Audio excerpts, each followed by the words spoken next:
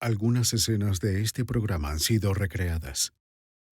¡Esto es un asalto! ¡Todos al piso! ¡Llena eso! En la década de los 90, Seattle, Washington, estuvo plagada de cientos de robos bancarios. La mayoría de los ladrones fueron capturados, pero uno siguió evadiendo al FBI.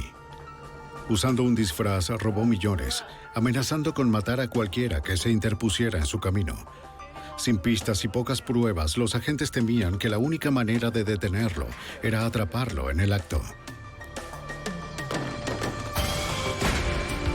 La evidencia se acumula, no tienen sospechosos evidentes. El centro de comercio es bombardeado. Ted Kaczynski es arrestado. Fugitivo a un prófugo.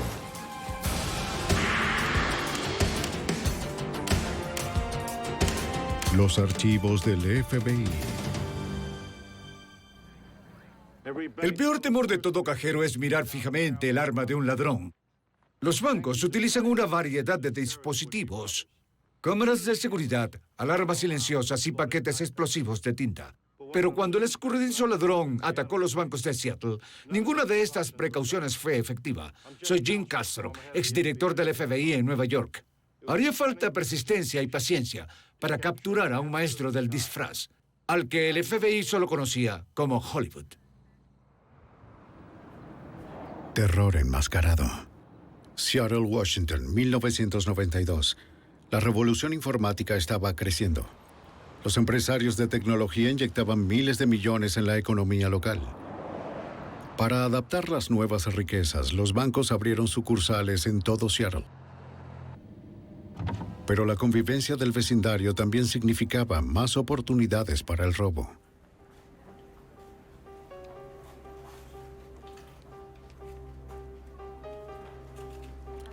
En la tarde del 25 de junio, en la sucursal bancaria Madison C. First, ¡Asalto!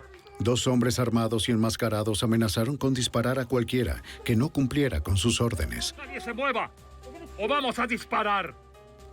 Uno de ellos apuntó con su arma a los clientes asustados, mientras que el otro obligó a un cajero a vaciar el cajón del efectivo.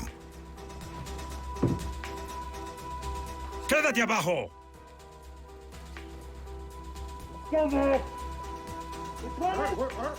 Después de llenar la bolsa, pidieron las llaves del automóvil a uno de los clientes a los que habían visto llegar. Advirtieron a los cajeros que no activaran la alarma o volverían y asesinarían a alguien. Los dos se fueron corriendo con casi $20,000.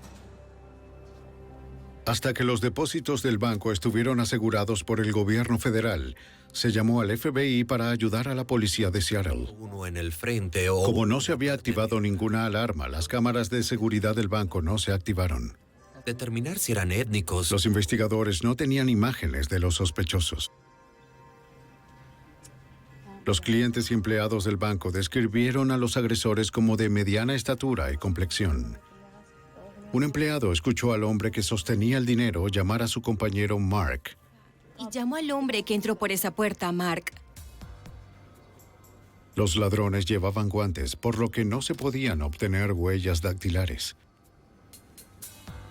Los investigadores intentaron tomar las huellas de zapatos de un escritorio donde uno de ellos se había parado.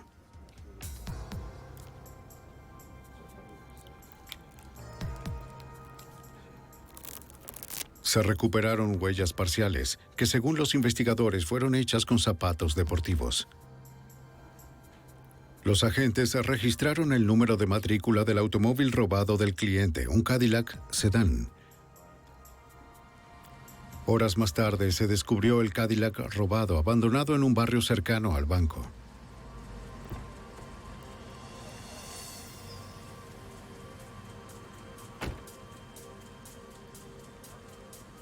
Los técnicos forenses examinaban el interior del vehículo, pero no encontraron huellas dactilares, pelos o fibras extrañas en el automóvil. Pasaron 7 semanas sin pistas. Luego, el viernes 14 de agosto, ¡Esto es un asalto! ¡Todo el mundo! el mismo banco fue robado de nuevo. ¡Cállate! ¿Entiendes lo que te digo? Aunque el ladrón atacó solo con un nuevo disfraz, uno de los cajeros creyó que era el mismo hombre. Parecía estar usando maquillaje teatral. No active ninguna alarma. ¿Entendió? Llene eso. El robo fue de más de $8,000 y fue solo el comienzo. En los próximos 3 meses, el mismo hombre asaltó 4 bancos más en el área de Seattle. Cada vez que un ladrón armado llevaba maquillaje teatral, sombrero y anteojos oscuros, era responsable. Sacó la pistola Glock de 9 milímetros y amenazó con asesinar a quien intentara detenerlo. En el 6º robo, el ladrón escapó con $252,000 y los investigadores todavía no tenían pistas ni nombres. El agente especial Sean Johnson de la oficina del FBI en Seattle comenzó a rastrear a este maestro del disfraz que había llegado a ser conocido como Hollywood. Es mucho más fácil acuñar un nombre para alguien que lo llama hombre alto con sombrero azul. Así que con esta persona en particular, él usó una vez más este elaborado disfraz facial. Así que en algún momento alguien empezó a llamarlo Hollywood por eso, y ese nombre se le quedó grabado. Hollywood se había quedado en silencio desde que robó la sucursal Hawthorne del banco Seafirst en el noroeste de Seattle. Lo que tomó de ese lugar superó el $250,000.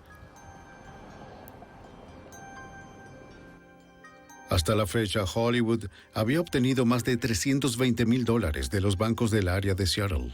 Modus operandi. Las autoridades no habían recuperado nada del dinero robado y todavía no tenían pistas sobre su identidad. A medida que pasaban los meses, los investigadores se preguntaban si había renunciado o se había mudado a otra ciudad. Luego, el 24 de noviembre de 1993, poco más de un año después de su último asalto, Hollywood atacó de nuevo. Con su pistola Glock, Hollywood reunió a los clientes. No te muevas. El dinero en el mostrador. Regresó a la sucursal Hawthorne del banco Seafirst, el banco al que había robado anteriormente por más de $250,000. ¿Dónde está la bóveda? Pidió el dinero de reserva. Insatisfecho con lo que había en la caja registradora, ordenó a un cajero que lo dejara entrar a la bóveda en la habitación trasera.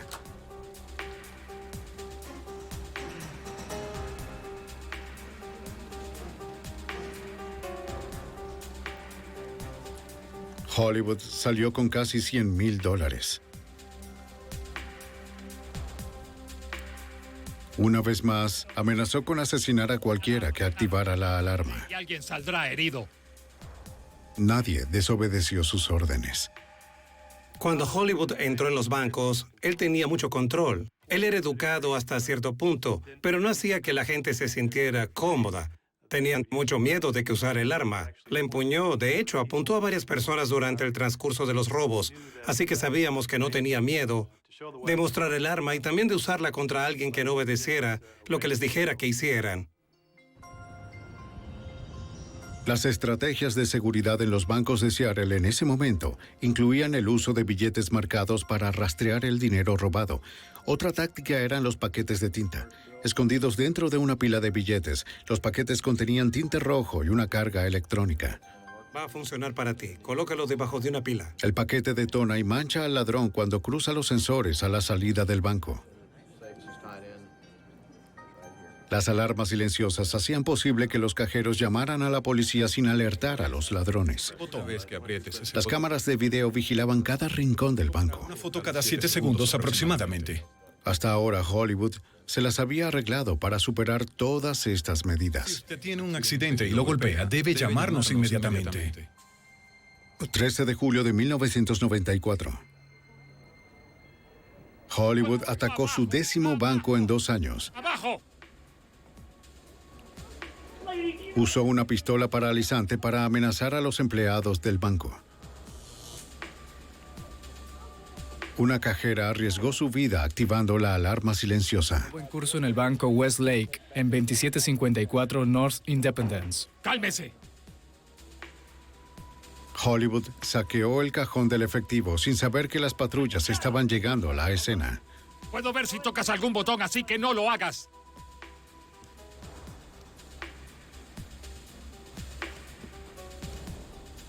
De acuerdo, listo. Huyó con casi $112,000. Un testigo fuera del banco lo vio entrar en una Dodge Caravan azul oscuro. Una segunda persona condujo. El testigo no pudo ver la matrícula del vehículo.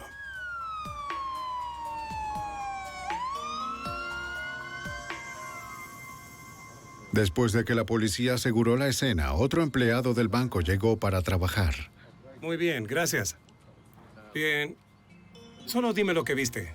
Le contó a la policía sobre un incidente del día anterior. Apoyado a una camioneta. El empleado notó a un hombre tomando notas frente al banco, de pie junto a una Dodge Caravan azul.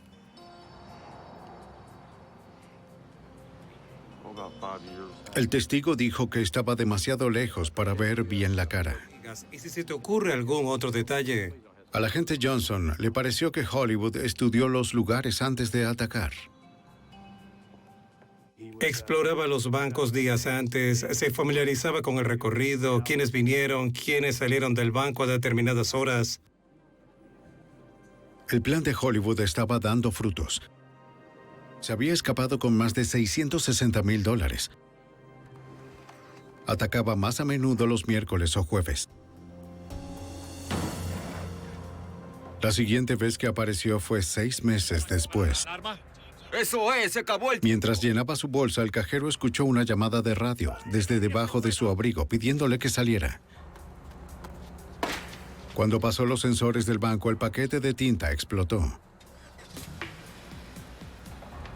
Por primera vez había fracasado en un intento de robo.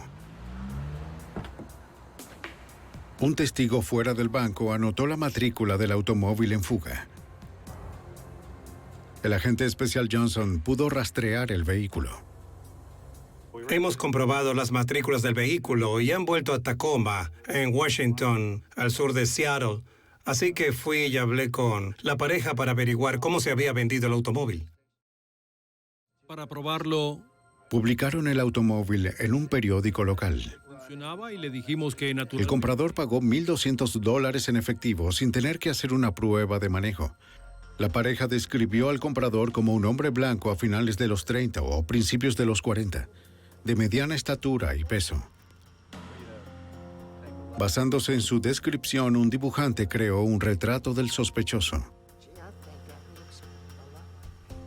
El FBI tuvo su primera visión de cómo podría ser Hollywood.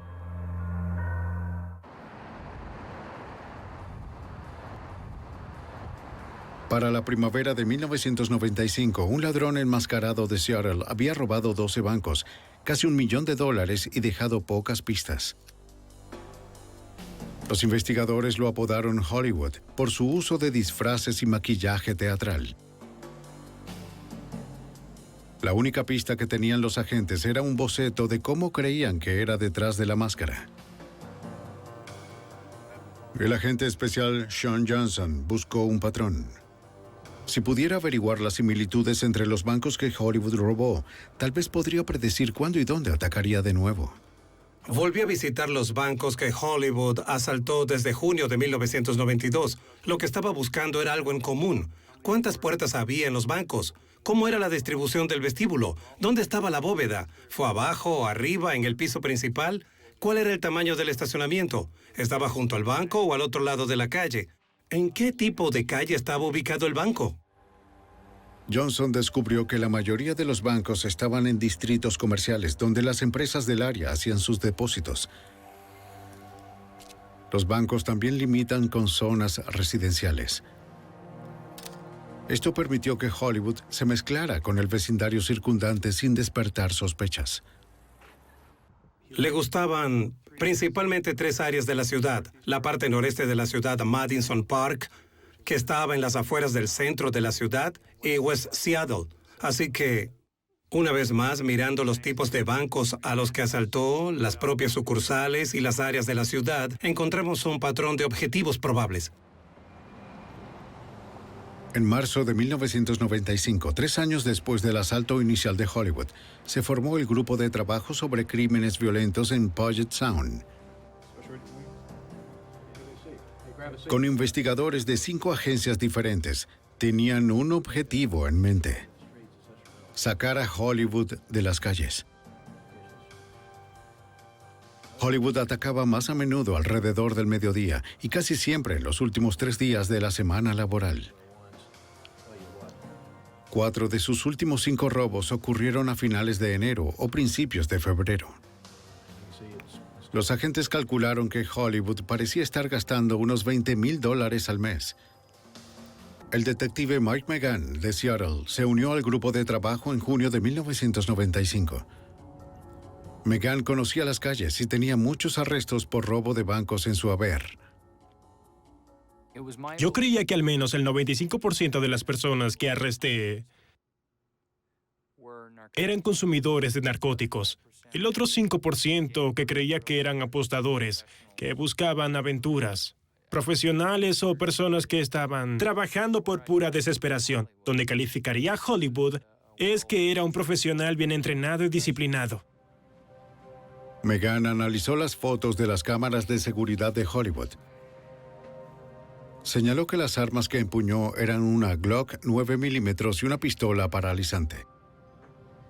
En ese momento, esas armas se consideraban armas de elección entre los organismos encargados de hacer cumplir la ley. El detective también notó que Hollywood puso el dedo del gatillo en el lado de la 9 milímetros, una técnica enseñada a los oficiales de policía.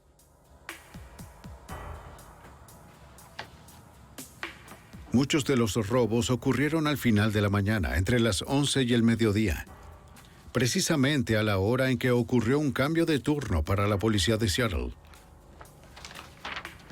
La evidencia apuntaba a una posibilidad aterradora.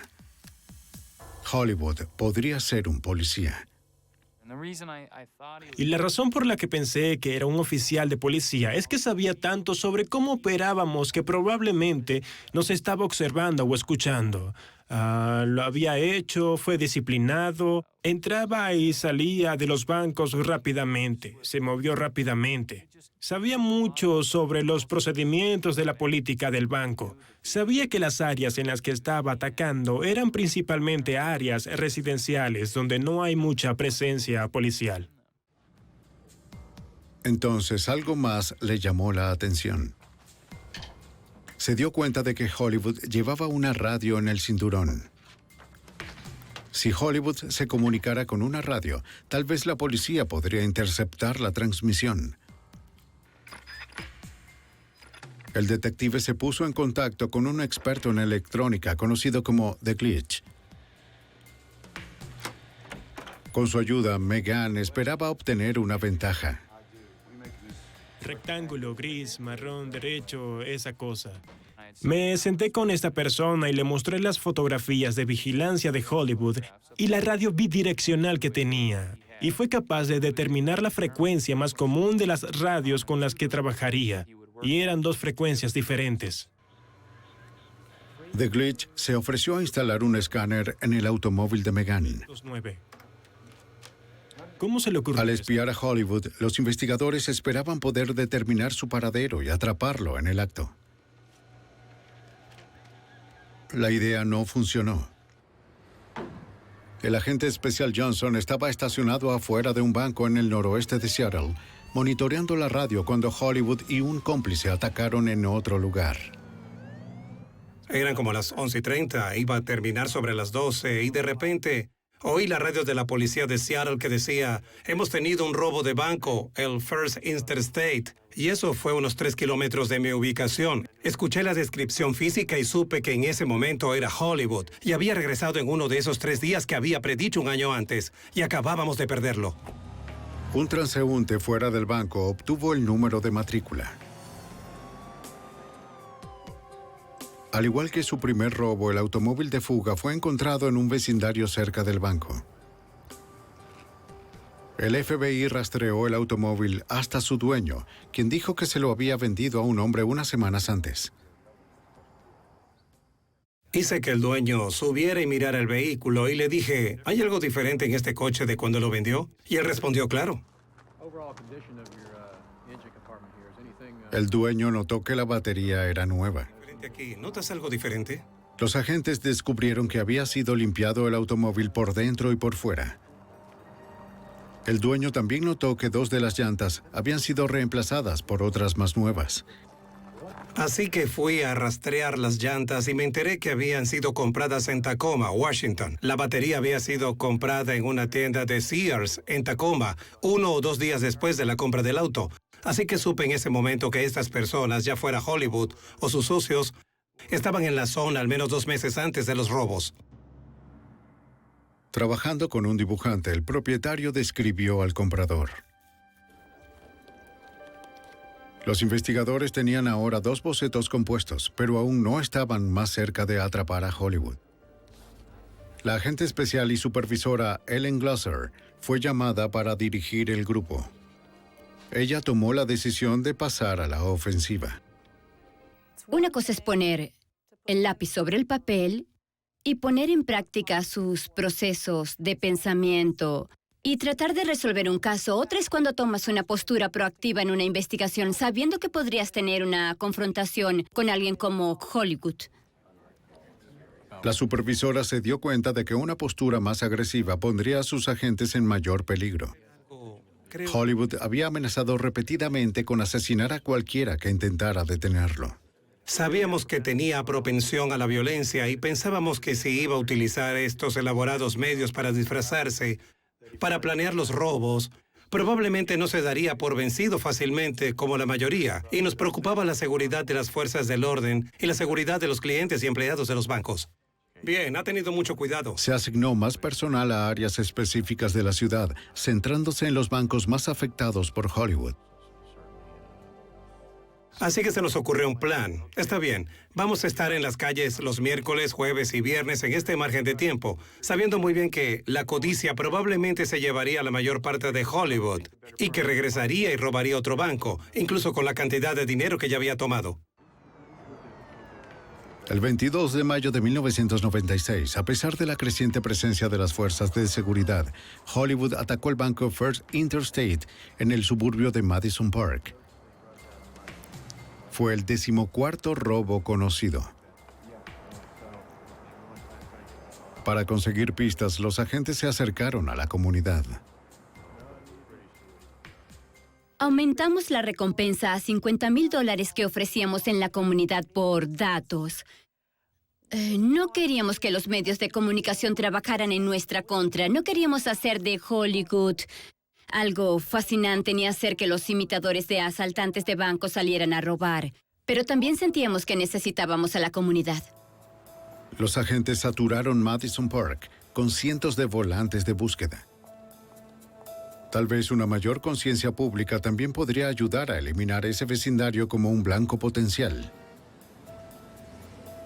Entonces, aplicar la ley podría aumentar la mano de obra de los vecindarios restantes. La campaña no dio frutos. Hollywood no había aparecido en meses. Consultaron a un analista de la policía para saber cómo podría reaccionar Hollywood si y cuando estuviera acorralado. Podría ser alguien que es familiar. Basado en su amplio conocimiento de la conducta criminal violenta, el analista les dijo que Hollywood no se iría en silencio. Y era muy importante para nosotros oírle decir: este tipo se va a resistir al arresto.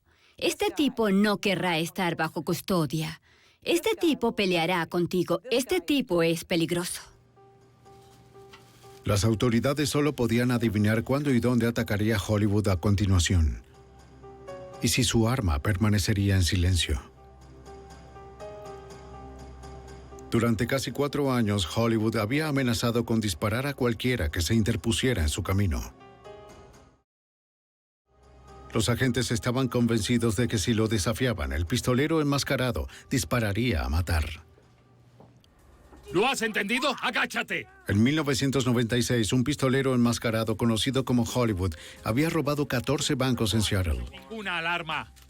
Amenazó con asesinar a docenas de personas por el robo de $1.2 millones en 4 años. Aunque Hollywood no había disparado su arma, los agentes creían que si lo enfrentaban, él mataría. La supervisora y agente especial Ellen Glasser le mostró al grupo un video de lo que podría pasar si no estaban preparados. Hemos estado utilizando para el entrenamiento en el FBI un video del trágico tiroteo que tuvo lugar en 1986 en Miami, perdiendo a 2 de nuestros agentes y varios más resultaron heridos. Ese día estaban vigilando a 2 peligrosos sospechosos de robo a un banco. Así que había algunos paralelismos obvios con lo que estábamos haciendo. El 11 de abril de 1986, el FBI se enfrentó a 2 ladrones de bancos armados en Miami. Un tiroteo estalló. Los hombres armados avanzaron mientras los agentes recargaban sus revólveres, matando a 2 de ellos e hiriendo gravemente a otros 5. Ese tiroteo en Miami fue un recordatorio de lo mucho que estaba en juego. No siempre podemos estar preparados al 100%, pero deberíamos pensar, tener un plan. De acuerdo, vamos. ¿Preparados? ¡Listos! Para evitar repetir la tragedia ocurrida en Miami, Glasser desarrolló procedimientos más uniformes entre las distintas agencias. El equipo SWAT de Seattle entrenó junto con el agente especial Johnson. Hicimos un entrenamiento extensivo con ellos, entrenamiento con armas de fuego, paradas de autos, cómo sacar a la gente de los autos, diferentes situaciones sobre cómo responderíamos a un robo de banco que Hollywood había cometido. Y todo esto se hizo bajo la supervisión de Ellen Glasser. Y su preocupación número 1, por supuesto, era la seguridad de las personas involucradas. FBI, agáchate, agáchate, agáchate. El detective Megan sabía que tenían que asegurarse de que todo el personal hubiese entendido el mensaje. También nos dio la oportunidad de probar nuestras comunicaciones, porque el FBI no trabaja con las mismas comunicaciones de la policía, tienen las propias, así que lo que teníamos que hacer era poner a todos en la misma frecuencia. Para evitar disparar al compañero por error, todos debían llevar ropa con los logotipos. Se veía muy bien de otra manera, pero tenías la cabeza levantada un poco demasiado tiempo. A medida que se acercaba el Día de Acción de Gracias, Glasser creía que estaban tan preparados como podían. 160 por todos lados, no es solo, digamos... Ese miércoles, antes del Día de Acción de Gracias de 1996, comenzó como cualquier otro día. Me fui a trabajar pensando que iba a ponerme al día con algunos de mis papeles atrasados. Pensando que estaba deseando pasar las vacaciones al día siguiente, teniendo el día libre, los bancos estarían cerrados. Y pensando que la gente necesitaba descansar, porque habían estado trabajando muy duro. La agente Glasser, el detective Megan y el detective Peter Erickson fueron los últimos en llegar a la oficina cuando se escuchó un llamado de alerta en la radio a las 5:41. Al oír eso, supe que era Hollywood el que había atacado.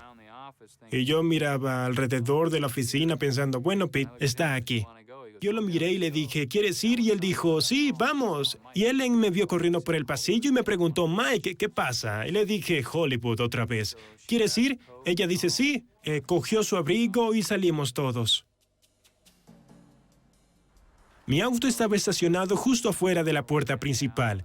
Bajamos corriendo y encendimos las luces y la sirena. Y pusimos la luz del techo y nos fuimos. Varios sospechosos habían robado un banco en Lake City, un suburbio de Seattle, a pocos minutos del cuartel general del grupo de trabajo. Tan pronto como entramos en el automóvil de Mike, pude oír la actividad de la radio de la policía de Seattle. Y recuerdo haber oído las referencias al maquillaje. Y fueron realmente esas referencias al maquillaje las que hicieron que resonara en mi cabeza que así era. Era él. Tienen otra llamada. un testigo había visto a un vehículo salir del estacionamiento del banco de manera errática. Habían visto al vehículo que concordaba con la descripción.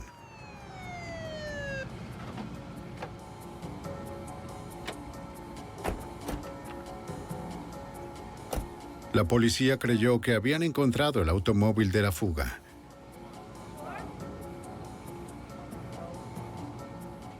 Resultó ser una falsa alarma. El motor estaba frío. Habían pasado 20 minutos desde la primera llamada. Megan estaba seguro de que Hollywood se había ido en otro vehículo.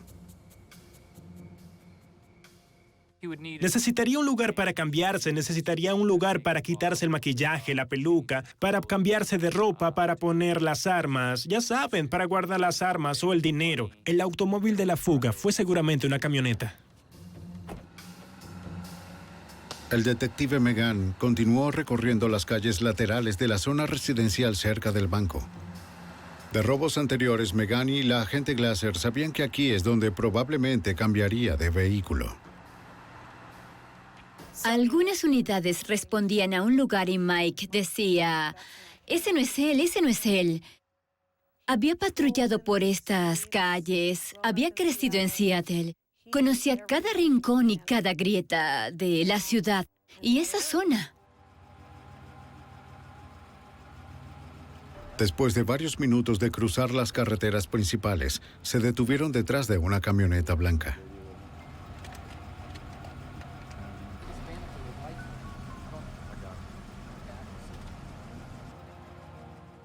Había condensación en el interior de las ventanas, donde las gotas de agua goteaban por dentro de la camioneta. Pero había linternas moviéndose alrededor de la camioneta como si fueran rápidas. Tenía vidrios oscuros, vidrios polarizados. Megan sospechaba que era Hollywood. Llamaron para comprobar las matrículas. El conductor de la camioneta ignoró las luces de emergencia y se alejó. Maniobra. El vehículo. Los investigadores no tenían forma de saber cuántas personas estaban en la camioneta, ni si tenían armas. Si era Hollywood, sabían al menos que llevaría una Glock 9 milímetros. Para entonces, sabía que él sabía que estábamos detrás de él. Podía verme. Él sabía que estábamos allí. Y condujo hacia el norte y lentamente se detuvo. Se prepararon para acercarse a la camioneta detenida. ¡Arma! Cuando salí del auto, todo lo que vi fue a esta persona sosteniendo el rifle y que saliendo por el costado me apuntó con él. En ese momento, temí que me dispararan y me asesinaran. El rifle se atascó. Megan disparó a la parte trasera de la camioneta. La persecución se había convertido en un tiroteo. ¡Entra! ¡Entra! ¡Entra! La noche anterior al Día de Acción de Gracias de 1996, 3 investigadores acababan de disparar contra una camioneta que huyó después de que su conductor intentara dispararles con un rifle. Creían que la camioneta contenía a un hombre conocido solo como Hollywood, un escurridizo ladrón de bancos. El agente especial Sean Johnson respondió a la solicitud de refuerzos. Mi beeper se apagó. Lo miré y supe inmediatamente que había habido un robo a un banco. Llamé a la oficina y me dijeron que Hollywood, basado en la descripción, acababa de robar un banco, el Sea First, la sucursal de Lake City en la parte norte de la ciudad. Todavía a varios kilómetros de distancia, Johnson corrió hasta el lugar.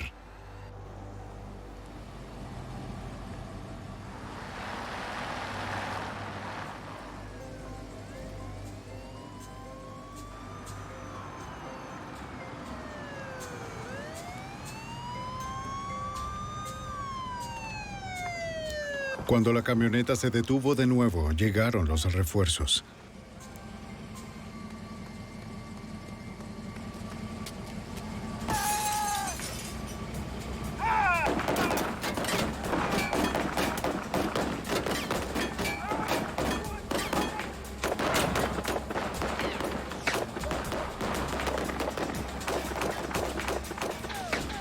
Los pistoleros se metieron de nuevo en la camioneta. La persecución se reanudó. La agente especial Glasser sintió que era un milagro que los hubieran sobrevivido ilesos.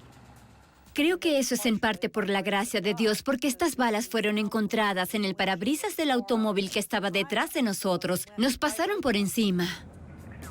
Continuaron persiguiendo a los ladrones no identificados a través del vecindario. El agente actualizó su nueva posición para las unidades que se acercaban.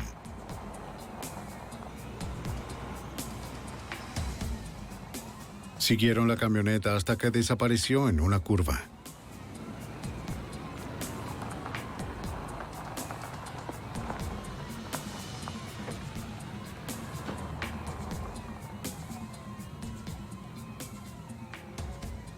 Temeroso de que pudiera estar conduciendo hacia una emboscada, Megan salió y continuó la persecución a pie.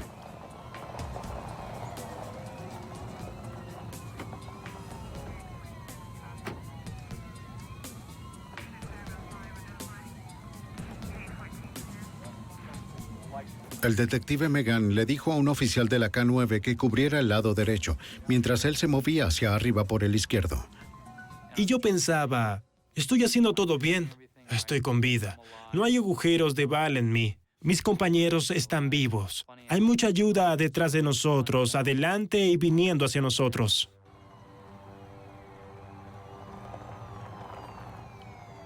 Más adelante podía ver las luces de una patrulla de la policía de Seattle que se acercaba. Interceptó la camioneta, forzándola a salir de la carretera.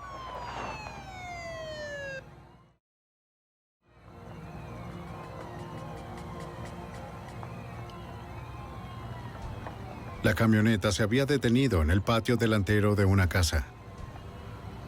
Los investigadores todavía no tenían idea de cuántos habían en el vehículo. De acuerdo. ¡Fuera de la camioneta! ¡Mantén las manos donde pueda verlas! Muy bien. Las puertas laterales se abrieron. ¡Vamos, vamos!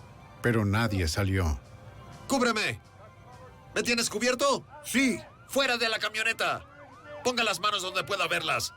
2 hombres gravemente heridos fueron sacados de la camioneta. ¡Mantenga las manos abajo! ¡Abajo! ¡Quédese abajo! Un sospechoso tenía 3 balas. ¡Las manos en la espalda! Las balas le habían penetrado el hombro izquierdo, muslo y estómago. El otro había sido golpeado en el hombro derecho. Lo miré y le dije, ¿cómo te llamas? Y él dijo, Steve. Y le dije, ¿Steve qué? Y él dijo, Steve Meyers. Y yo le dije, ¿eres de Hollywood? Y él dijo, no. El otro sospechoso era más alto y más pesado que el ladrón de las fotos de la cámara de seguridad. La policía creía que tampoco era de Hollywood.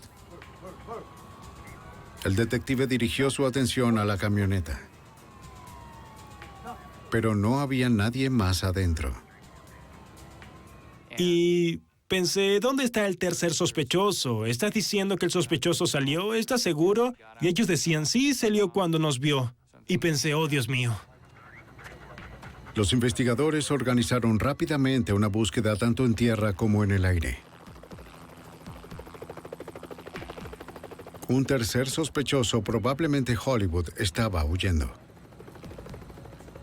La policía creía que estaba armado. No sabían hasta dónde podía llegar si estaba herido. Mientras la búsqueda continuaba, un equipo forense procesó la camioneta. Y en la parte trasera de la camioneta había una funda de guitarra que se había convertido en un estuche para armas y una bolsa de nylon azul que contenía dinero. Y era una gran bolsa de dinero. Los ladrones habían dejado más de $1 millón. También encontraron piezas de una máscara de látex, probablemente perteneciente a Hollywood. Esparcidos en el interior empapado de sangre, los investigadores encontraron un rifle de asalto, una escopeta semiautomática, 2 pistolas y varias cajas de municiones. La pistola Glock 9 milímetros de Hollywood no estaba en ninguna parte.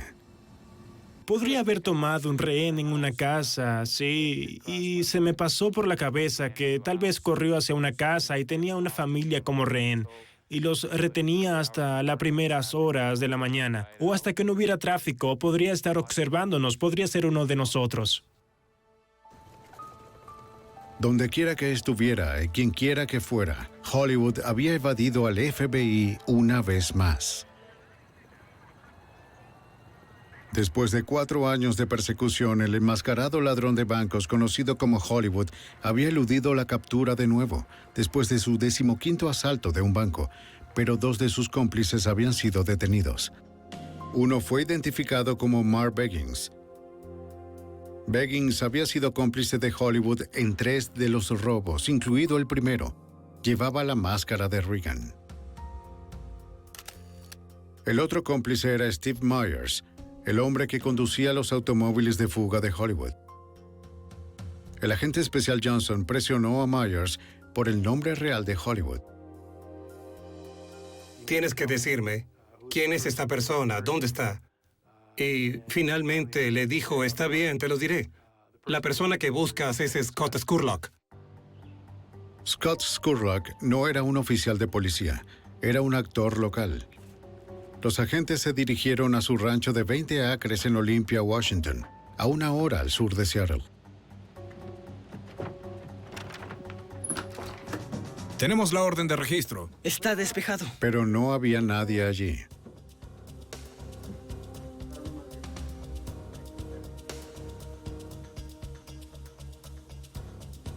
Los investigadores encontraron una Glock semiautomática 9 milímetros. Agarra eso. De acuerdo. Mira esto. Los agentes recuperaron $23,000 en efectivo.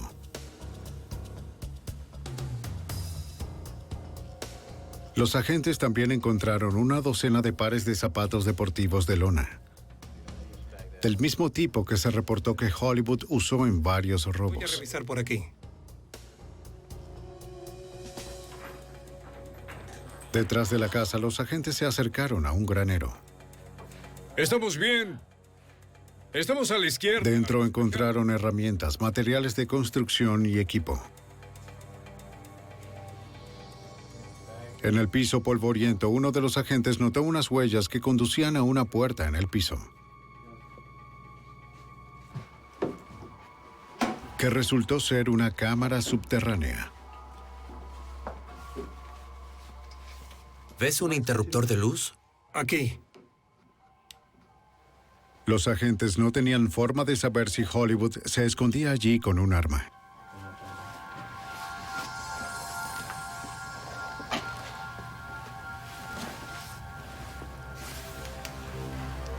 Scurlock no estaba allí. Pero detrás de una cortina descubrieron una segunda habitación. Era un estudio de maquillaje completo. Los agentes también encontraron una foto de Scurlock sin maquillaje. ¿Es a quién buscamos? Tiene que ser este. ¿Es Hollywood? Sí, estoy seguro. Detrás del granero, el agente especial Sean Johnson y su equipo se encontraron con una gran casa en el árbol. Estaba a unos 18 metros de altura entre los árboles. Fue construida sobre 7 cedros. Constaba de 3 pisos. Tenía numerosas rampas que se extendían desde la casa del árbol. Era algo digno de admirar. Los agentes registraron la casa del árbol. No encontraron rastro de Scurlock. La policía todavía patrullaba el vecindario donde había ocurrido el tiroteo la noche anterior. Los buscadores habían patrullado la zona, pero no encontraron rastro del fugitivo. Luego llegó un informe de que un hombre había visto a alguien escondido en un remolque detrás de la casa de su madre. ¡Salga del remolque! La policía respondió y se acercó al vehículo. ¡Señor! ¡Oficial de policía! Se identificaron, pero no recibieron respuesta. Un oficial vació una lata de gas pimienta en la ventana. No va a salir, ¡vamos! ¡Policía, salga ahora! Se oyó un disparo. ¡Steve, consigue refuerzos! La policía estableció un perímetro alrededor del remolque y pidió refuerzos. El agente Johnson acababa de regresar de registrar la propiedad de Scurlock.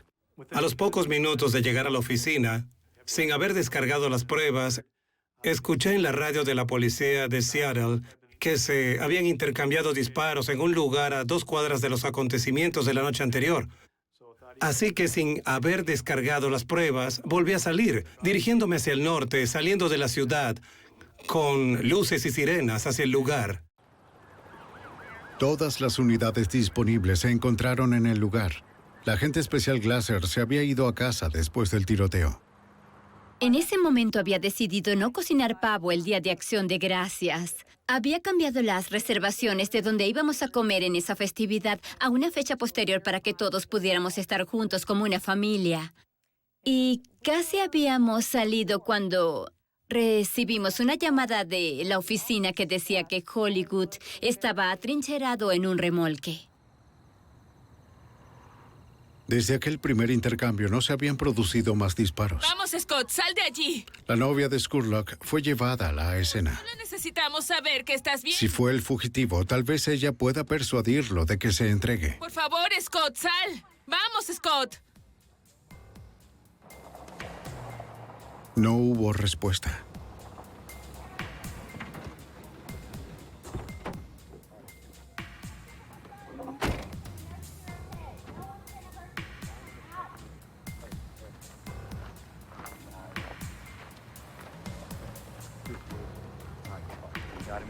Nadie sabía con seguridad quién estaba en el remolque.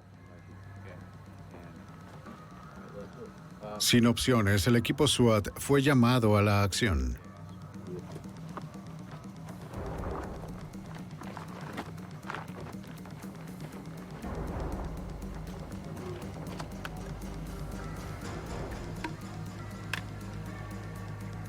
Con la esperanza de hacer salir al sospechoso, dispararon 2 ráfagas de gas lacrimógeno a su refugio.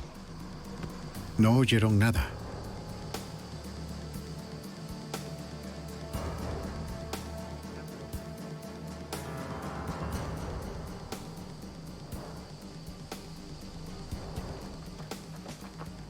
Los miembros del SWAT entraron con cautela. ¡Agáchate! ¡Agáchate! ¡Agáchate! Y la comunicación inicial por radio con el equipo SWAT dijo, hay mucha sangre, pero no vemos ningún cuerpo. Y mi primera reacción fue, ¿este tipo es un fantasma o qué? ¿Cómo no puede haber cuerpo? Y segundos después dicen, tenemos un cuerpo. A través del humo se podía ver a un hombre blanco tendido en el suelo sin vida. Y una pistola cerca de la cabeza.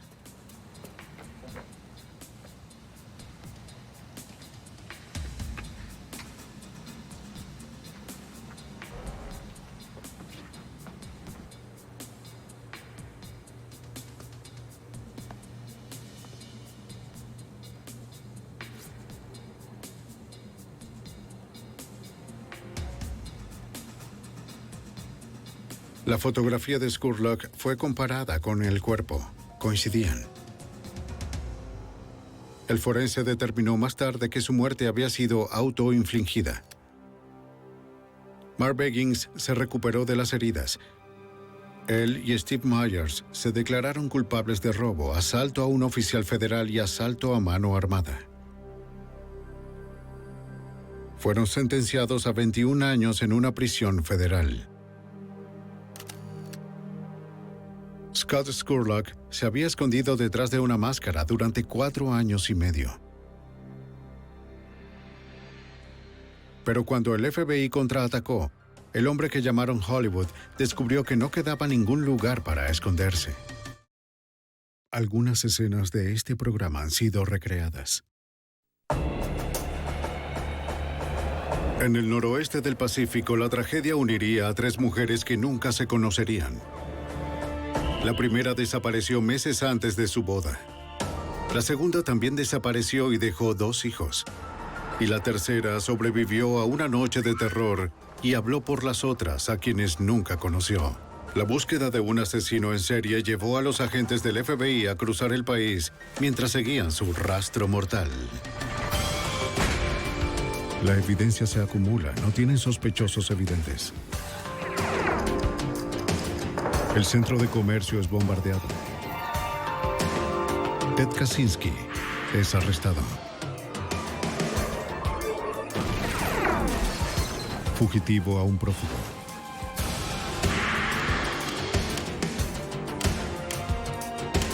Los archivos del FBI.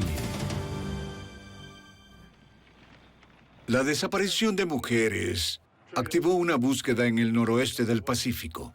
Ni siquiera una campaña mediática bastó para localizar al vagabundo, que primero las encantó y luego asesinó. Mientras los investigadores seguían su rastro, él siempre estaba un paso adelante. Soy Jim Castron, exdirector del FBI en Nueva York.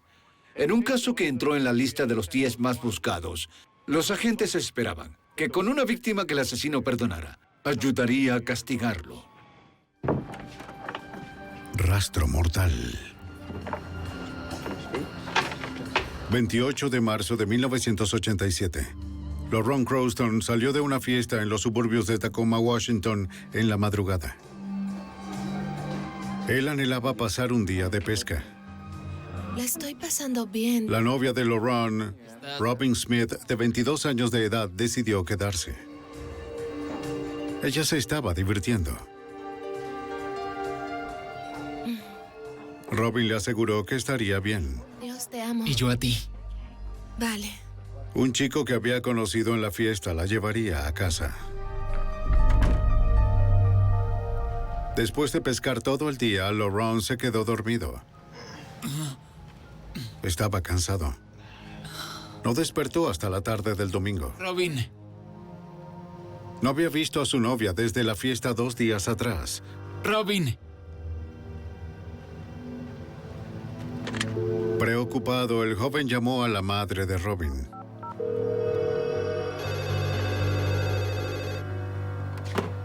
¿Hola? Sí. Edna Smith supuso que su hija estaba con LaRon. No, déjame ver. Espera un minuto. ¿Robin? Ella chequeó la antigua habitación de Robin. No la he visto. Quizás llegó muy tarde y no la oyeron. Puede revisar su habitación. LaRon le dijo que no se preocupara. Bien, estaré allá en unos minutos. Sí. Quizás Robin había decidido pasar el fin de semana con sus amigos. ¡Hola!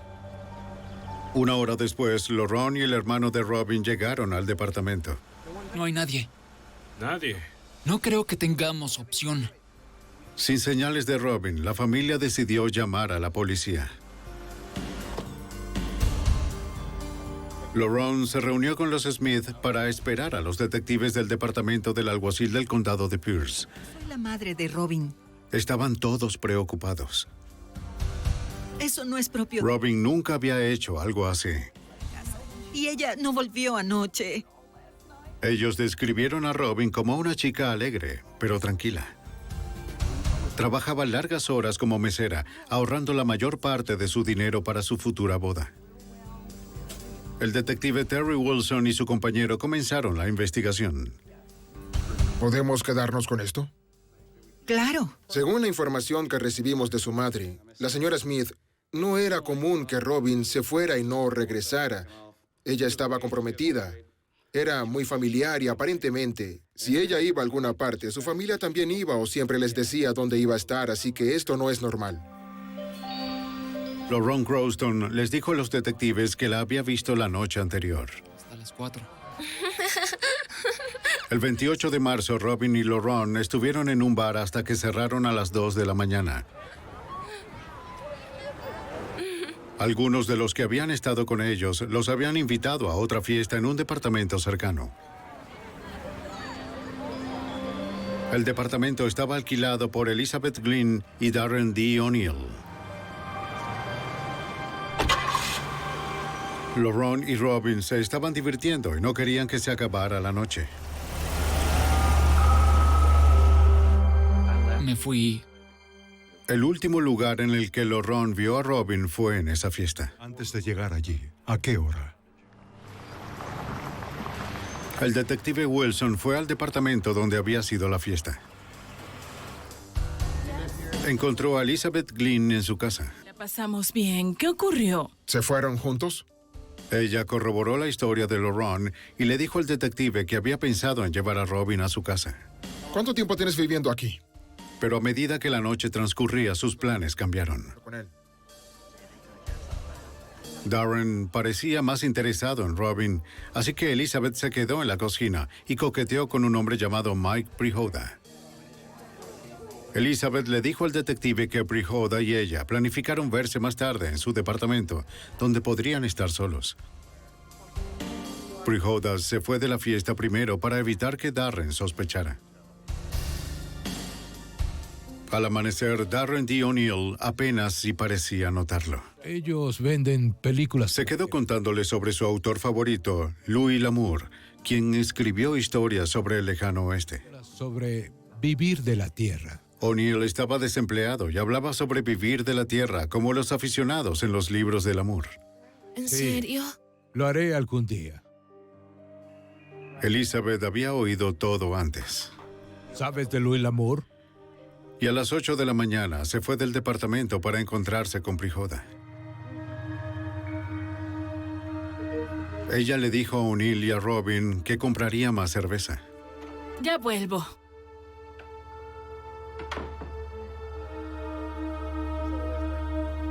Cuando regresó 24 horas más tarde, O'Neill y Robin ya no estaban. Cosas no están y ni siquiera entiendo. Elizabeth recalcó que le faltaban varias cosas del departamento. No tengo idea, pero... En la búsqueda dentro del departamento, nos encontramos con que el televisor no estaba en su lugar y el cable eléctrico había sido extraído.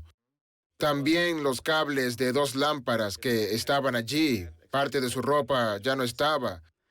Y también nos especificó que faltaba una manta. Faltaban cosas de la casa. ¿Es tuyo? No. En una caja, Wilson también encontró tarjetas del Seguro Social con diferentes nombres. Entre ellos el particular Zebulon McCranahan. ¿Alguno de ellos? Cuando el detective Wilson le contó lo sucedido, el detective Walt Todd inmediatamente sospechó de un juego sucio.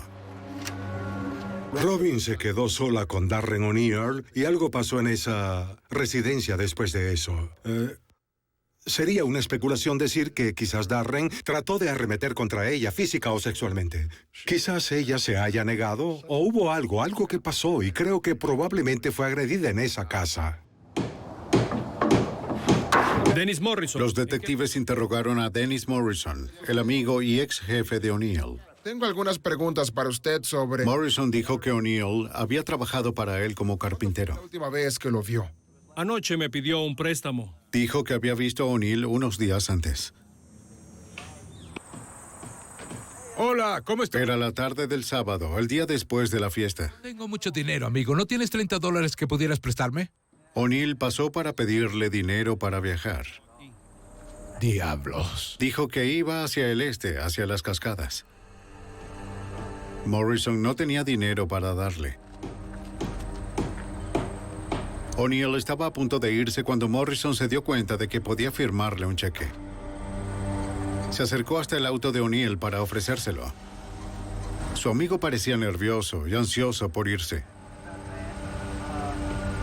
Luego, un movimiento en la parte trasera del auto llamó la atención de Morrison. Parecía que había algo que empujaba el asiento trasero desde el maletero. Además, tengo que castigarlo. O'Neill le dijo que era su perro, que lo había metido allí para castigarlo. ¡Oye! Antes de que Morrison pudiera decir algo, O'Neill arrancó. Fue todo lo que dijo. ¿Has sabido? Morrison describió el auto como un Chrysler marrón con placas de Montana. Del día después de la fiesta. Gracias. Las autoridades sabían que estaban a 3 días de retraso con respecto a O'Neill. Por ahora, podría estar en cualquier parte. Le habla Walt Stout. Los detectives continuaron la búsqueda con el puñado de contactos conocidos de O'Neill en el área. Que hay asuntos por resolver. Llamaron a Gary Skinner, el dueño de otra carpintería en donde O'Neill había trabajado medio tiempo. Él les dijo a los detectives que había buscado a Darren O'Neill desde su último día de trabajo. Cuando Darren se fue, aparentemente se llevó un martillo del taller porque este no apareció más y el señor Skinner no podía explicarse de otra forma lo que pasó. Sin nada que diera pistas sobre su paradero, los detectives del condado de Pierce esperaban que el pasado de O'Neill les suministrara algunas respuestas. Una revisión de sus antecedentes reveló que el sospechoso no era ajeno a los problemas. Sí, tenía órdenes judiciales por problemas en Colorado. Había sido acusado de agresión sexual, agresión física y todas las víctimas de las que nos enteramos habían sido mujeres. Así que su perfil empezaba a indicarnos que estábamos buscando a una persona de posible naturaleza depredadora, pero muy violenta. Los funcionarios del condado de Pierce registraron todo lo que sabían de Darren D. O'Neill en la base de datos del Centro Nacional de Información Criminal, una lista de criminales y víctimas de toda la nación. Incluyeron sus características físicas, una descripción de sus tatuajes y la marca y modelo de su auto. Si a O'Neill lo atrapaba cualquier policía en el país, el condado de Pierce sería notificado inmediatamente. Los detectives también ayudaron a la familia de Robin a lanzar una campaña mediática para encontrarla. Su foto fue publicada en toda Tacoma, en el área de Washington, junto a la de O'Neill. La campaña comenzó a generar pistas. A O'Neill lo vieron entrar solo en un hospital local el 29 de marzo. No había seguridad en el hospital, pero las enfermeras de la sala de emergencia estaban nerviosas con su presencia. Así que llamaron a varios hombres, empleados del hospital, y Darren, a la larga, se fue sin recibir ningún tratamiento por algunos rasguños visibles. Los investigadores creían que Robin había arañado la cara de O'Neill cuando la atacó. El personal del hospital le dijo a la policía que el hombre desaliñado tenía una lágrima tatuada en el borde de uno de sus ojos. También llevaba las letras J-U-N-E en los nudillos de una mano. Los detectives descubrieron que June era el nombre de la ex esposa de O'Neill. Permiso, detective. ¿Lo busca? La campaña mediática seguía aportando pistas. Bienvenido. Siéntese, por favor. Un guardavía de la autopista había visto a O'Neill en su auto en 2 lugares diferentes el 30 de marzo, 2 días después de la desaparición de Robin. La primera vez fue en una construcción de carreteras que se encuentra al este de Tacoma. Construcción, por favor, circule lentamente. O'Neill iba hacia el sur cuando el guardiavía lo dejó pasar. Lento, señor. También vio a O'Neill unas horas después en una estación de servicio en la misma carretera. Quiero que vea algunas fotos. Llamó a la policía cuando reconoció el rostro del hombre en el periódico.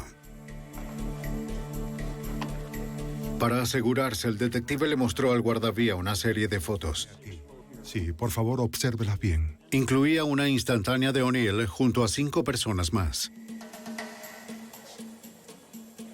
El guardavía reconoció a O'Neill inmediatamente. Mientras los investigadores seguían con la persecución, un policía estatal de Washington divisó un Chrysler marrón con placas de Montana el 30 de marzo en la tarde, el mismo día que el guardavía vio a O'Neill. Estaba a un lado de la Interestatal 5, a unos 80 kilómetros al norte del condado de Pierce, 2 días después de la desaparición de Robin. Ignorante de la investigación que se llevaba a cabo, el oficial no sospechó nada del auto. Siguió el procedimiento apropiado reportando la placa y la descripción del vehículo. Una oficial de comunicación registró el número de la placa en la base de datos. La información debió haber activado la alerta en el Centro de Información sobre O'Neill y su vehículo. Pero no fue así. Ella escribió por error la abreviación MO, que corresponde al estado de Missouri, en vez de MT de Montana. El patrullero de la autopista 5 aún no estaba consciente de que este era el auto que Darren D. O'Neill había estado conduciendo tras la desaparición de Robin Smith. La mejor pista de los investigadores estaba a punto de ser remolcada al depósito de autos confiscados.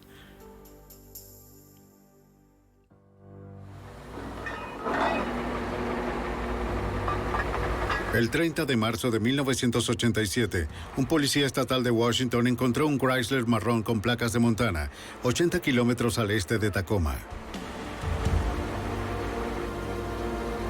Mal informado por la oficial de comunicaciones, el policía no tenía conciencia de que Darren D. O'Neill, el hombre buscado por el caso de la desaparición de Robin Smith, había abandonado el auto. El vehículo fue remolcado hasta un depósito para futuras ventas.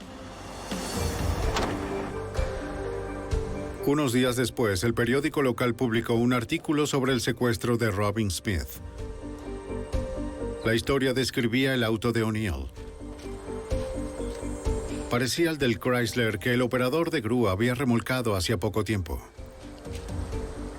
Revisó la marca, el modelo y la placa. Todo coincidía. Rápidamente notificó a la policía. Los detectives revisaron el número de identificación del Chrysler.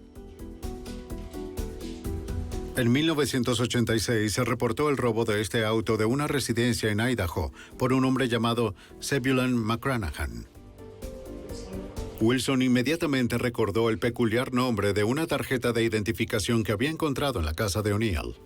Era uno de los sobrenombres del sospechoso. En el estacionamiento de la comisaría occidental del condado de Pierce, los detectives y técnicos en pruebas procesaron la información del Chrysler. Esperaban encontrar algún rastro que vinculara a O'Neill o a Robin con el auto. Abrir este maletero. Mientras los técnicos buscaban en el interior, los detectives revisaban el maletero. ¿Qué es lo que tenemos aquí? Por lo que se ve... Encontraron una gran cantidad de sangre seca. Los detectives también encontraron una chaqueta color lavanda manchada de sangre. La señora Smith luego confirmó que la prenda era de Robin. También recogieron dientes, astillas de huesos y un mechón de cabello. Cabello largo. Las huellas dactilares de O'Neill en una de las latas de cerveza vacías señalaban que estaba involucrado. Si el detective Wilson había albergado una mínima esperanza de que Robin estuviera aún viva, ahora había desaparecido. Sentimos que probablemente teníamos un homicidio en nuestras manos por el tipo de sangre que encontramos en el maletero. Así que comenzamos a enfocarnos en Darren como sospechoso de homicidio. En este momento, todo el rumbo de la investigación había cambiado. Pero para acusar a O'Neill de asesinato, los investigadores en el laboratorio forense del estado de Washington necesitaban confirmar que el cabello y los fragmentos óseos pertenecían a Robin Smith. El comisario del condado de Pierce solicitó que el registro dental y el tipo de sangre de Robin se enviaran al laboratorio. Pero había un problema. Robin no había ido al dentista desde su infancia. Tampoco había documentado su tipo de sangre. Ya que no se podía dar una conclusión definitiva a partir de muestras conocidas, no se pudo presentar cargos por asesinato. Mientras que la búsqueda por el presunto asesino Darren D. O'Neill se estancó abruptamente a 193 kilómetros al norte, la detective Carlota Jarrett del Departamento de Policía de Bellingham trabajaba en un caso parecido. Wendy Oji, una madre soltera de 28 años de edad, fue reportada desaparecida cuando no llegó a recoger a su hija. Wendy tenía una cita la noche del 24 de abril de 1987. Dejó a su hija con la abuela de la niña. Cuando Wendy no apareció para recogerla o llamarla, la abuela fue hasta su casa para buscar la almohada favorita de su nieta. Pero encontró manchas de sangre sobre la cama de Wendy y llamó a la policía. La detective Jarrett obtuvo una orden judicial para entrar a la casa.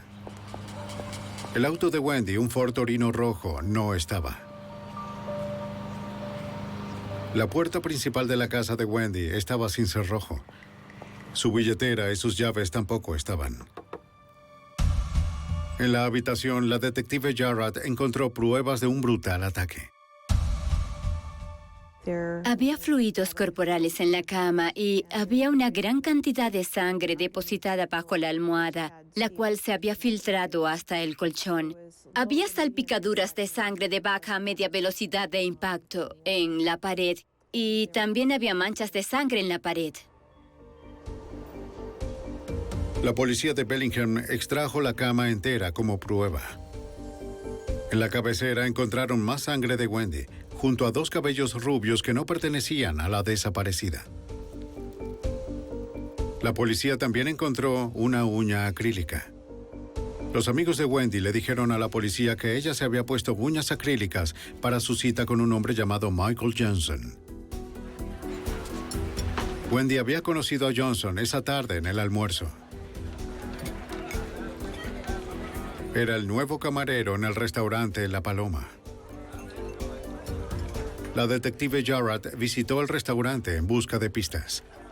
Hablé con la propietaria para ver si ella había llenado algún formulario de empleo para el señor Johnson y lo único que ella tenía era un individual en el que él le había dado algunos datos. Ella me lo dio y lo procesamos en busca de huellas dactilares. Mientras la detective esperaba por los resultados, se fue a la misión donde vivía el camarero, según lo escrito en aquel individual. La detective Jarrett habló con el recepcionista, quien recordó el día que Johnson dejó la habitación. Él había visto al señor Johnson en la misión a las 7:30 de la mañana, un día después de que Wendy Oki había tenido la cita con él. Y en ese momento llevaba pantalones negros, un chaleco, una camiseta blanca y una corbata, y le dijo que iba a trabajar. También dijo que había conocido a una chica y que se iba a mudar con ella. Esta persona también dijo que el señor Johnson condució un Torino rojo y se fue ese día en él. Antes no tenía vehículo.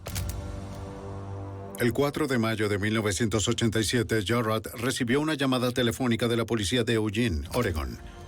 Ellos habían encontrado el auto de Wendy, un Ford Torino rojo abandonado en el estacionamiento de una taberna. En su interior, la policía encontró huellas dactilares que coincidían con las encontradas en el individual. Un chequeo a través del sistema automatizado de identificación de huellas dactilares reveló que las mismas pertenecían a Darren D. O'Neill, el hombre buscado por el presunto asesinato de Robin Smith. La detective Jarrett contactó a las autoridades en el condado de Pierce, 193 kilómetros al sur de Bellingham. Rápidamente se dieron cuenta de que había llamativas similitudes en ambos casos. Ya que estábamos convencidos de que Darren D. O'Neill era el responsable de la muerte de Robin Smith y también sentimos que era el responsable de la desaparición y posible muerte de Wendy Oki, nos pareció que el resto de las personas del país estaban corriendo un gran riesgo con Darren O'Neill. Los funcionarios del condado de Pierce llamaron al FBI para que colaborara con la búsqueda. El ex agente especial de Loros, de la oficina del FBI en Tacoma, fue designado para el caso. En ese momento sabíamos que estábamos enfrentándonos a un individuo que era extremadamente ágil y peligroso. Tenía antecedentes de ser un agresor sexual violento y ahora tenía una etiqueta de asesino. Ya que los cuerpos de Wendy y Robin seguían desaparecidos, no presentaron formalmente los cargos de asesinato. Muchas gracias. Los cargos por agresión sexual contra O'Neill aún estaban pendientes en Colorado. El FBI abrió un caso federal contra el fugitivo por fuga ilegal para evitar juicio. Aún así, O'Neill pudo mantenerse un paso adelante. Nadie sabía a dónde se había ido el presunto asesino en serie después de que estuvo en Oregon. Y las autoridades aún no tenían ningún caso de asesinato hasta que encontraran los cuerpos de las desaparecidas.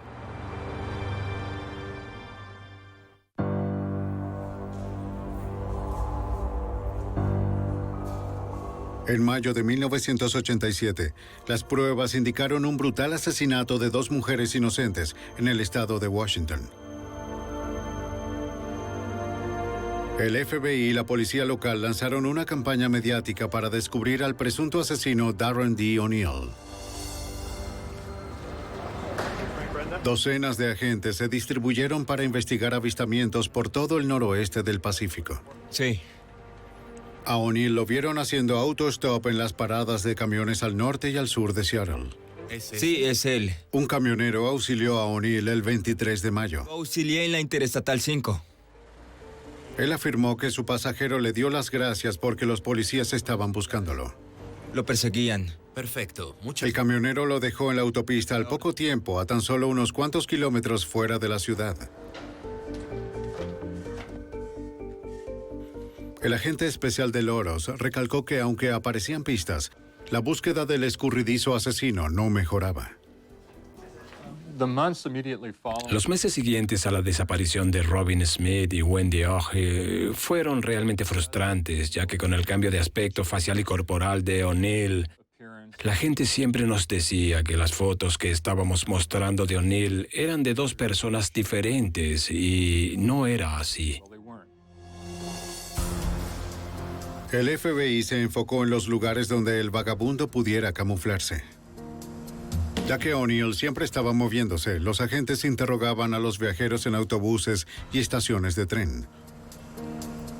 Tenían la esperanza de que alguien lo hubiese visto y recordara sus tatuajes distintivos. Incluso cuando encontraban gente que lo había visto, siempre era muy tarde.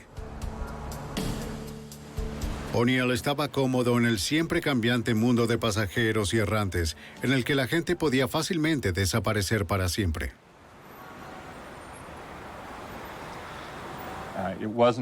No era que íbamos a encontrar a Darren O'Neill en la Ramada Inn.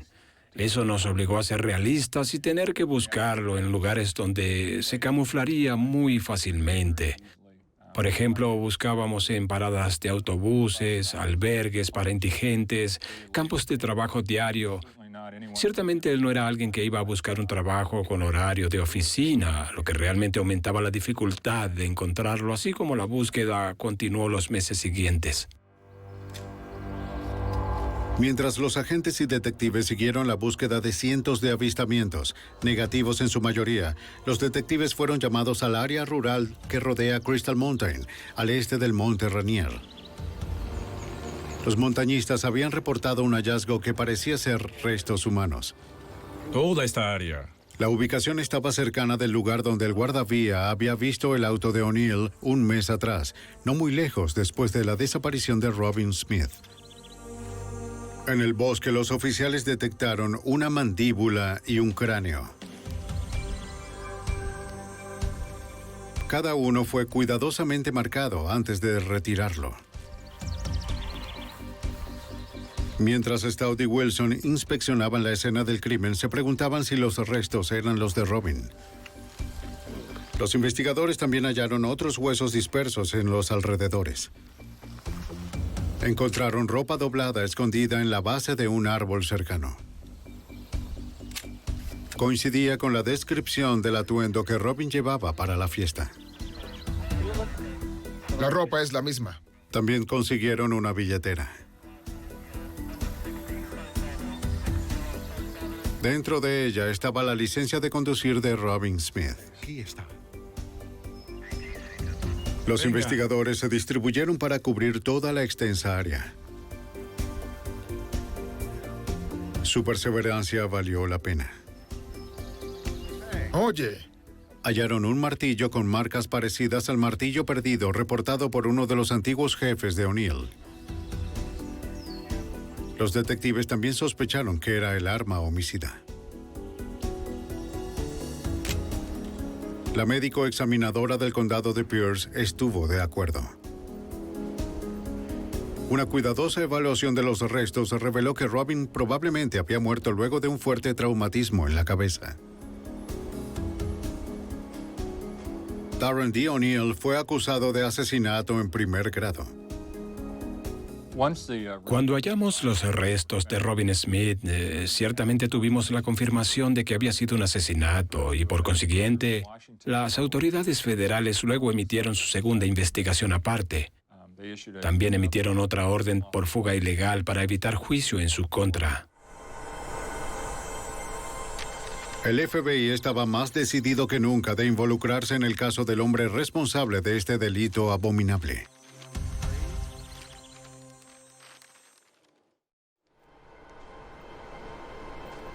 Para junio de 1987, el FBI emitió 2 órdenes federales para la detención del presunto asesino en serie Darren D. O'Neill, aún suelto en el noroeste del Pacífico.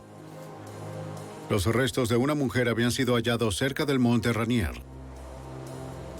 Una segunda mujer seguía desaparecida y se presumía que estaba muerta,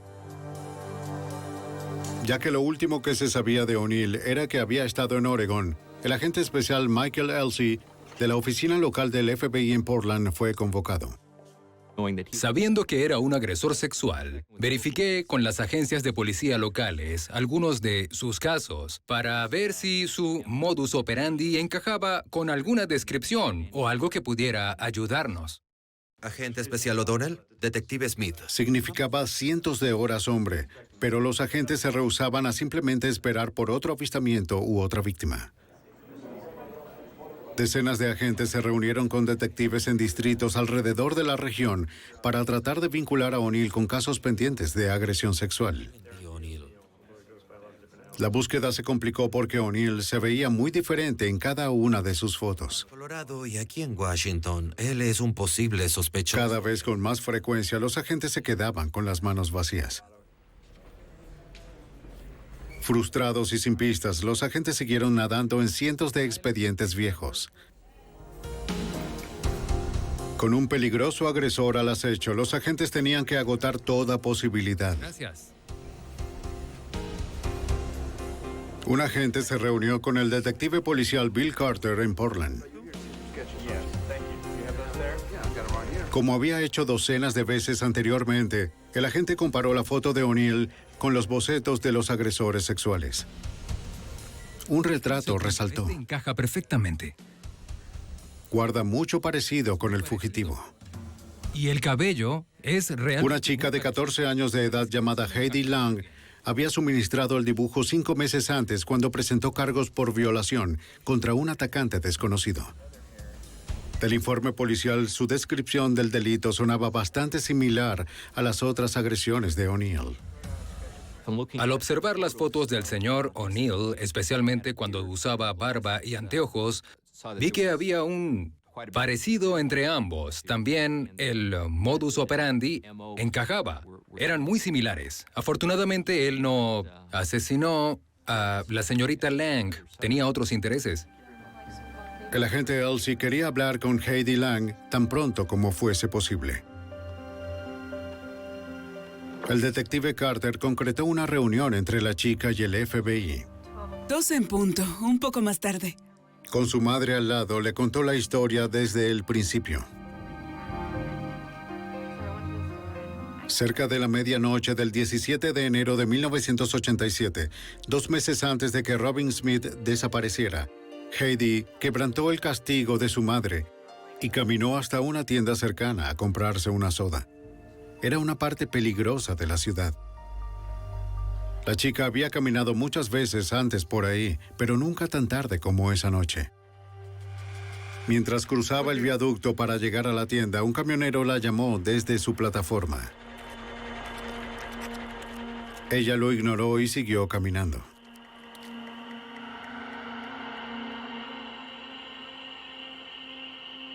En cuestión de minutos compró la soda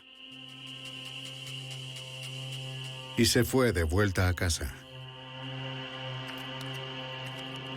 Caminó tan rápido como pudo antes de que su madre se diera cuenta de que había salido. Sí, el viaducto y... Heidi les dijo a los investigadores que cuando estaba cerca del viaducto, el hombre y el camión ya se habían ido.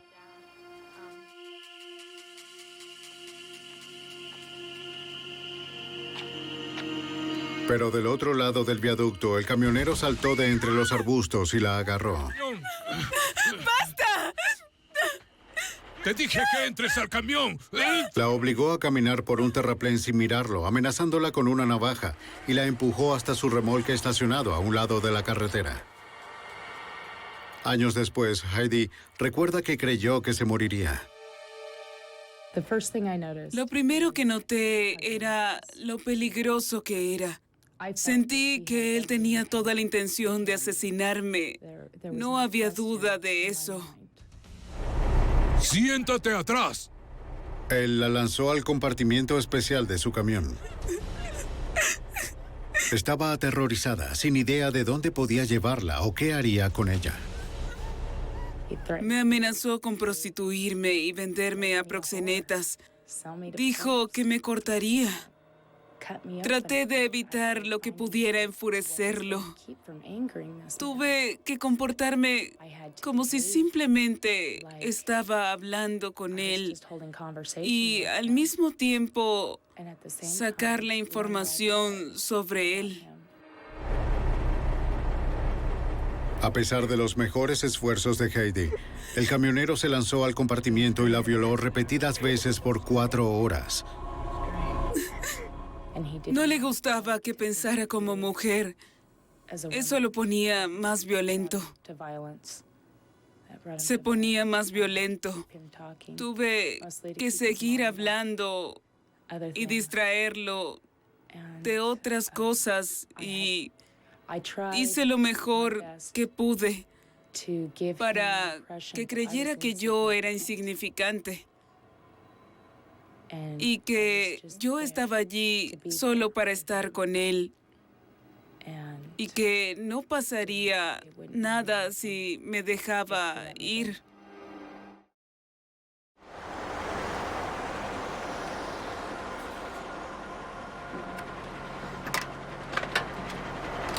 La perspicacia y la valentía de Heidi valieron la pena. Después de sufrir horas de abuso, su verdugo la dejó ir. Ella corrió hasta llegar a la parada de camiones. Le pidió a un empleado que la llevara a casa. Después de todo lo que pasó, Heidi valientemente presentó una prueba de violación. Esto proveyó a los investigadores de muestras del semen del violador, aunque no podía hacerse ninguna comparación hasta que no atraparan al sospechoso. Cuando Heidi terminó su historia, el detective Carter le mostró una serie de fotos de O'Neill y algunos hombres parecidos.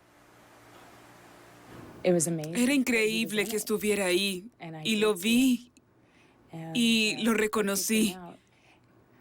No esperaba verlo entre esas fotos. No había oído nada desde que entregué el dibujo. Ver el rostro de su atacante le trajo recuerdos, pero nunca dudó en denunciarlo. Heidi estaba decidida a enfrentar a su violador y ponerlo tras las rejas. Pantalones. Creo que quería asegurarme de que esta persona no le hiciera daño a nadie más. Y eso demostraba mucha fuerza en su personalidad, especialmente a los 14 años, ser capaz de ser tan descriptiva con lo que ocurrió y la descripción del tema, y nos llevó al camino correcto. El agente Elsie llamó a la oficina de Tacoma. Finalmente tenían una testigo para declarar en contra de O'Neill. Estado en otros lugares, pero aún tenían que encontrarlo. El agente de Loros llamó a la sede del FBI en Washington, D.C. para solicitar asistencia adicional. El 18 de junio de 1987, el nombre de Darren D. O'Neill estaba en la lista de los 10 más buscados del FBI. El caso era ahora una prioridad de cada oficina del FBI del país. Los agentes tenían que encontrar a O'Neill antes de que pudiera atacar de nuevo.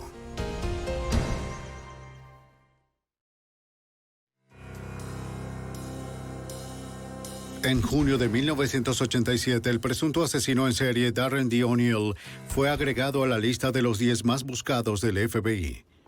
Oye, este es el correcto. El agente especial de Loros estaba a cargo del caso. Convenció a la unidad de publicidad de prófugos del FBI en Washington, D.C., de que Darren D. O'Neill cumplía con los criterios de la lista. La decisión de la oficina sobre quién ingresa en la lista de los 10 más buscados es una fusión de muchos factores diferentes. Primero es la protección de la comunidad. Segundo tiene que ver con la agilidad de esos individuos de trasladarse por ellos mismos a través de las líneas interestatales. Con la publicidad a nivel nacional, la persecución de O'Neill era incesante. Hubo reportes de incontables avistamientos en diferentes estados. A O'Neill lo vieron en distintos bares y tabernas en el noroeste. Estamos buscando a un hombre que quizás... Los investigadores siguieron decenas de pistas, solo para encontrar testigos con vagas descripciones del fugitivo. Nadie sabía de su paradero. ¿Algo llamativo sobre su apariencia? No. Los agentes se quedaron sin mucho que hacer. No lo he visto. Bien, muchas gracias. Bueno, hacía mucho tiempo que las claves se estaban agotando. Las pistas de otros agentes no representaban ninguna forma de resultado inmediato. Volvíamos a la misma gente, volvíamos a entrevistar a familias y amigos. Estábamos comunicándonos con los primeros contactos, los primeros jefes, buscando algún tipo de pista que nos dijese o nos mostrase un patrón de su actividad y movilización en el país. 7 meses después, el 3 de febrero de 1988, los agentes descubrieron que O'Neill se había ido a Lakeland, Florida. Fue identificado por un policía en Lakeland cuando hacía lo que parecía ser un negocio de drogas. Cosas buenas. ¿Tienes el dinero? El oficial no sabía que O'Neill era buscado por asesinato.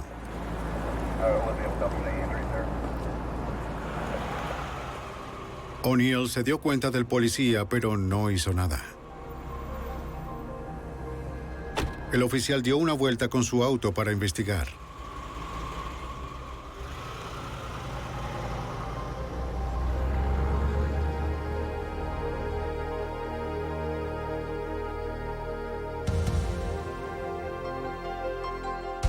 Cuando la patrulla pasó y se paró, O'Neill se detuvo y preguntó por direcciones fingiendo que estaba perdido. Detenga su auto. El oficial le pidió que se detuviera. Por el contrario, O'Neill aceleró. El oficial lo siguió haciendo un llamado con las placas de Luisiana del auto de O'Neill mientras conducía. O'Neill trató de perderlo zigzagueando por las calles de Lakeland. Cuando el auto frenó, los sospechosos huyeron. Voy en persecución de un hombre blanco. El oficial lo persiguió corriendo y finalmente lo atraparon. El auto. ¿Dónde estabas con tu auto? O'Neill fue extraditado a Luisiana cuando la policía se enteró de que el auto que conducía había sido reportado como robado en otro estado. Cuando le preguntaron su nombre, O'Neill respondió que era Son Mayu.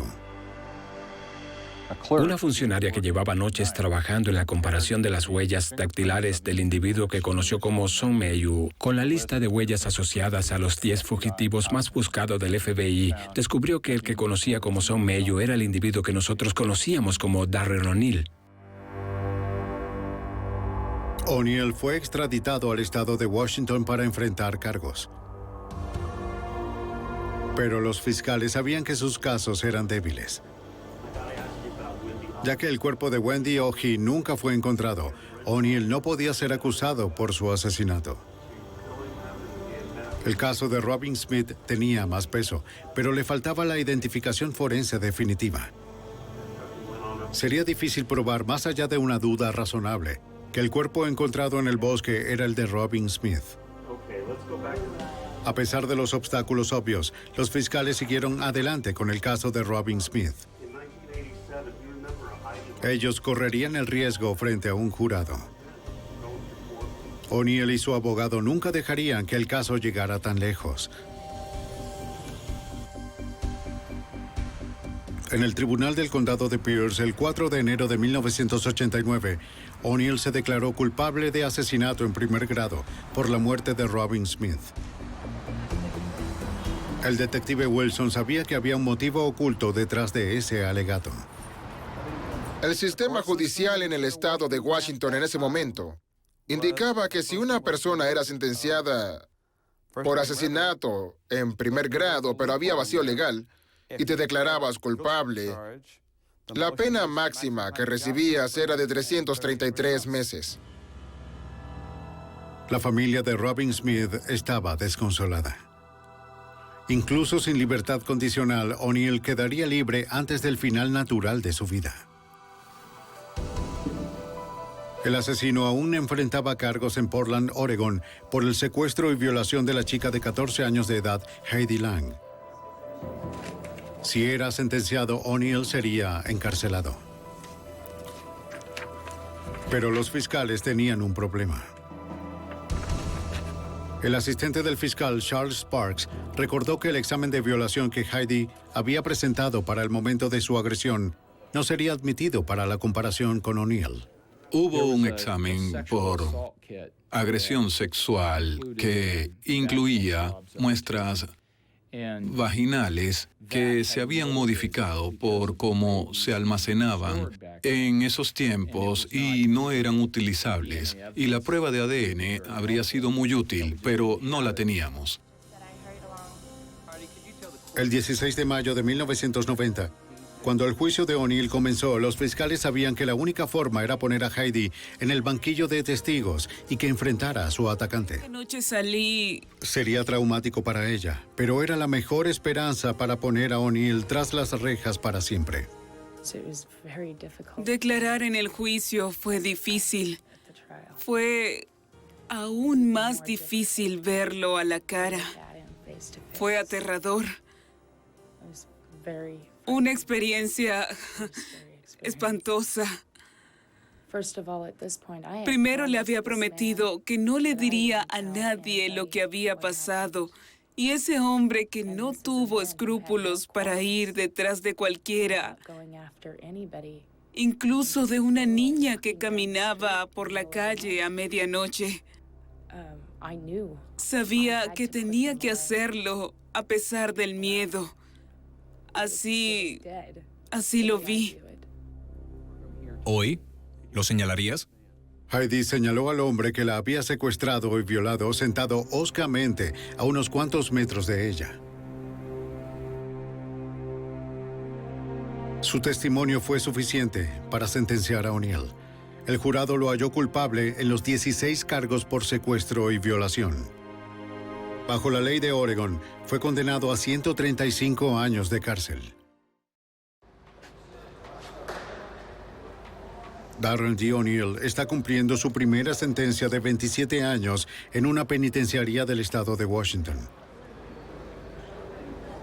Luego será transferido a Oregón para pasar el resto de su vida tras las rejas.